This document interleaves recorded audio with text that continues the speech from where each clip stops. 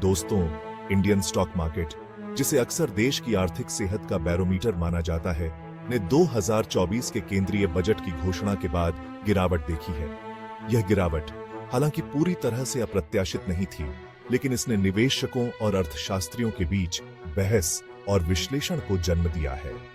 आने वाले महीनों में बाजार के उतार चढ़ाव से निपटने के लिए इस गिरावट के पीछे के कारणों को समझना बेहद जरूरी है। बजट पर शुरुआती प्रतिक्रिया बिकवाली के दबाव के रूप में आई, जिसने प्रमुख सूचकांकों को लाल निशान में धकेल दिया। ऐसा लग रहा था कि निवेशक घरेलू और वैश्विक दोनों तरह के कारकों के मेल पर प्रतिक्रिया दे रहे थे, जिन्होंने आर्थिक दृष्टिकोण को धुंधला कर दिया है। जहां कुछ बाजार सहभागियों ने इस गिरावट को एक अस्थायी गिरावट के रूप में देखा, वहीं कुछ ने इसकी संभावनाओं के बारे में चिंता व्यक्त की कि यह एक बड़े सुधार में बदल सकती है। आने वाले हफ्ते और महीने बताएंगे कि यह गिरावट एक तात्कालिक प्रतिक्रिया थी या गहरे अंतर्निहित मुद्दों का संकेत। निवेशकों की धारणा पर असर डालने वाले प्रमुख कारकों में से एक था सरकार का अनुमानित राजकोषीय घाटा। बजट में सरकारी राजस्व और व्यय के बीच उम्मीद से ज्यादा अंतर का पता चला। इससे संभावित मुद्रास्फीति के दबाव और राजकोषीय अनुशासन बनाए रखने की सरकार की क्षमता के बारे में चिंताएं पैदा हुई हैं। उच्च राजकोषीय घाटे के अर्थव्यवस्था के लिए कई नकारात्मक परिणाम हो सकते हैं। इससे ब्याज दरें बुआ जा सकती है, निजी निवेश कम हो सकता है। यह भारतीय रुपये के मूल्य पर भी दबाव डाल सकता है, जिससे आयात महंगा हो सकता है। हालांकि सरकार ने राजस्व सृजन और व्यय नियंत्रण के संयोजन के माध्यम से घाटे को पूरा करने की योजनाएं बनाई हैं, लेकिन बाजार सतर्क बना हुआ है। आने वाली तिमाहियों में निवेशक अपने राजकोषीय लक्ष्यों को पूरा करने की सरकार की क्षमता की बारीकी से जांच कर सकते हैं।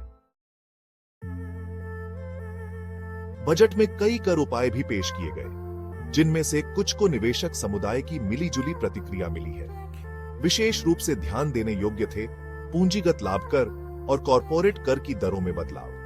जहां इन उपायों का उद्देश्य सरकारी राजस्व को बढ़ावा देना है, वहीं उन्होंने निवेश और कॉरपोरेट लाभप्रदता पर उनके प्रभाव के बारे में भी चिंताएं पैदा की है।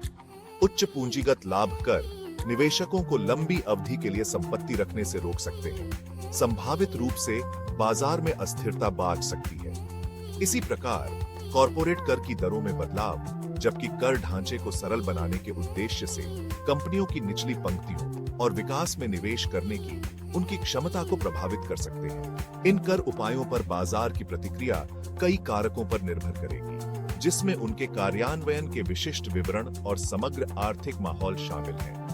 हालांकि यह स्पष्ट है कि इन परिवर्तनों ने निवेश के माहौल में अनिश्चितता का एक तत्व पेश किया है। बजट का एक और महत्वपूर्ण पहलू जिसने ध्यान खींचा है, वह है सब्सिडी पर सरकार का रुख। जहां बजट में किसी भी तरह की भारी कटौती की घोषणा नहीं की गई, लेकिन इसने अधिक लक्षित और कुशल सब्सिडी कार्यक्रमों की दिशा में धीरे धीरे बदलाव का संकेत दिया। यह कदम, जबकि राजकोषीय रूप से विवेकपूर्ण है, लेकिन खपत और विकास पर इसके संभावित प्रभाव के बारे में चिंताएं पैदा करता है, खासकर कृषि और एमएसएमई जैसे क्षेत्रों में जो सरकारी सहायता पर बहुत अधिक निर्भर है। सब्सिडी कम करने से किसानों और छोटे व्यवसायों के लिए इनपुट लागत अधिक हो सकती है। यह उपभोक्ताओं के लिए उच्च कीमतों में तब्दील हो सकता है, संभावित रूप से मांग को कम कर सकता है और आर्थिक विकास को धीमा कर सकता है। सरकार के सामने चुनौती अर्थव्यवस्था के कमजोर वर्गों को समर्थन देने की आवश्यकता के साथ राजपूरक समेकन की आवश्यकता को संतुलित करने की है। आर्थिक विकास पर बजट के समग्र प्रभाव को निर्धारित करने के लिए यह संतुलनकारी कार्य कैसे होता है, यह महत्वपूर्ण होगा।